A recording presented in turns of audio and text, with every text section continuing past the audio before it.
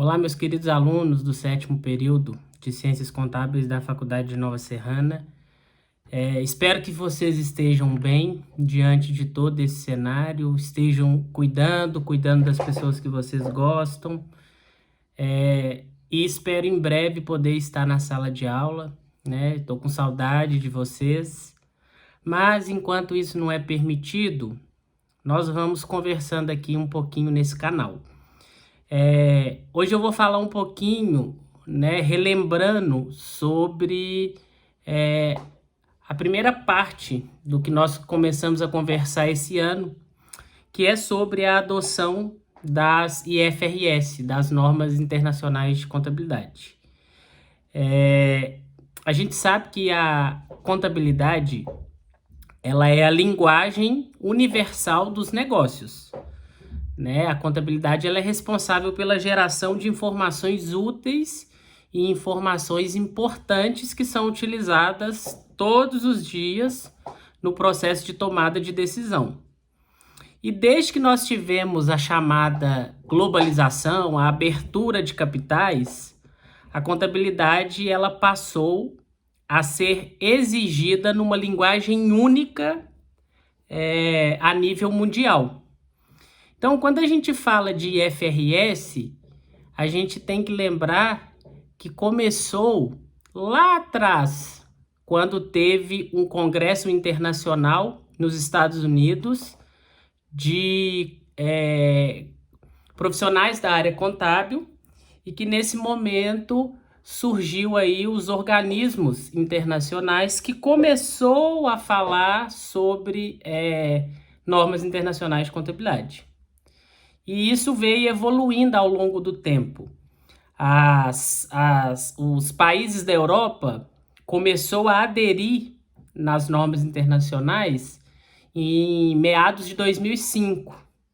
E o Brasil só foi aderir às normas internacionais de contabilidade a partir do ano de 2010, quando o Banco Central e a CVM instituiu obrigatoriamente para as instituições financeiras e para as empresas do mercado de capital aberto, que elas aderissem à norma internacional de contabilidade. Quando a gente fala de adoção das normas internacionais de contabilidade, nós falamos muito isso em sala de aula, nós estamos falando de uma harmonização de procedimentos contábeis a nível mundial. A gente não pode falar padronização, porque nós vamos ter ainda diferenças por causa da cultura de cada país e por causa da legislação tributária e fiscal, que muitas das vezes não estão na mesma sintonia com as normas internacionais de contabilidade. Então, no Brasil, foi adotado aí a partir do ano de 2010, iniciando com as empresas de capital aberto e as instituições financeiras. Qual é o principal objetivo das normas internacionais de contabilidade? A gente sabe que é trazer para o mundo, a linguagem única ou uma linguagem harmonizada para as transações comerciais, porque hoje a gente consegue ter transações comerciais com qualquer país. Eu tenho uma empresa aqui no Brasil, especificamente em Nova Serrana, que pode negociar com uma empresa que está lá na China, que está nos Estados Unidos, que está no Canadá, e assim sucessivamente. Por isso que a contabilidade internacional ela passou a ser tão importante, por ela ter essa linguagem única. Quais as vantagens que nós podemos destacar com a adoção das normas internacionais de contabilidade? Nós podemos colocar aí que nós temos informações agora a nível mundial para efeito de comparação. Então, eu posso comparar uma empresa que está em qualquer país com uma empresa que está aqui no Brasil, porque o procedimento contábil ele está harmonizado. Então, isso é uma vantagem. Acaba melhorando a informação contábil, a comparabilidade da informação contábil. Abre possibilidade de investimentos estrangeiros, e eu já falei isso, depois da adoção das normas internacionais de contabilidade, nós tivemos investimentos de capital estrangeiro aqui no Brasil em um número muito maior. aumentou os investidores estrangeiros que passaram a investir no Brasil após a adoção dessas normas. Então, isso acaba sendo uma outra vantagem. Outra vantagem é a possibilidade de eu poder buscar recursos de fora, buscar financiamento de outros países, né? Então, existe essa possibilidade não de eu buscar recursos só aqui em instituições financeiras do Brasil. Eu posso tentar captar recurso fora. Então, isso também é uma vantagem. Outra vantagem que a gente vê nesse processo é a habilitação de nós contadores para atuarmos em diversos países. Porque como o procedimento ele é único, então eu posso estar trabalhando numa multinacional, né, que tenha uma subsidiária no Brasil, que tenha uma subsidiária no Canadá, que tenha uma subsidiária nos Estados Unidos e tenha uma subsidiária lá em países da Europa. E aí eu enquanto profissional contábil, estar habilitado para trabalhar em qualquer uma dessas subsidiárias. A única coisa que eu preciso é dominar a língua inglesa, que eu acho que isso é o principal dificultador para nós profissionais da área contábil. A gente pode colocar também como vantagem a redução no custo do processo contábil, porque antes eu tinha que fazer contabilidade para cada subsidiária que estivesse em países diferentes. Hoje, como o procedimento está harmonizado, acaba que a única coisa que eu preciso fazer é só conversão de valores, né? Converter o dólar para real, o euro para real, ou o real para euro. Então, isso acaba sendo uma vantagem. E aí, nós também temos algumas dificuldades e alguns desafios.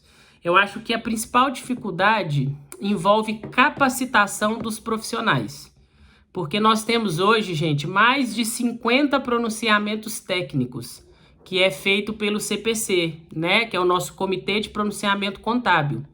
E aí, a dificuldade é esses profissionais da área contábil dominar todos esses procedimentos. Então, isso envolve custo, né? Isso envolve treinamento. Então, eu acho que isso é um dificultador, principalmente para as pequenas e médias empresas. Eu falei das SAs, que as SAs estão obrigadas desde 2010. E as de pequeno porte? As de pequeno porte estão obrigadas desde o ano de 2012, quando foi editado lá a ITG-1000, que é o modelo contábil para pequenas e médias empresas, já adaptado às normas IFRS. Só que isso é um dificultador, porque a gente precisa que os profissionais da área contábil se capacitem para isso. Precisam que eles busquem cursos, busquem treinamentos e também façam a leitura dos pronunciamentos técnicos. Então, isso acaba sendo um dificultador. Um outro ponto é que nós ainda não temos uma fiscalização tão acirrada, né, com relação à adoção das normas internacionais de contabilidade. Então, isso acaba dificultando também. E uma coisa que a gente tem que falar aqui é que esse processo de internacionalização das normas contábeis acaba, para as pequenas e médias empresas, aumentando um pouco um custo, porque envolve treinamento, envolve totalmente uma outra estrutura contábil para poder atender essas normas. Um outro dificultador que eu preciso colocar aqui é a questão da gente ter no Brasil uma norma fiscal, né? Nós temos aqui uma legislação tributária que ela não tem sintonia com as normas internacionais de contabilidade. Então, isso acaba dificultando o processo, porque nós temos que fazer uma contabilidade para atender a necessidade do fisco e temos que fazer uma contabilidade para atender a necessidade do empresário.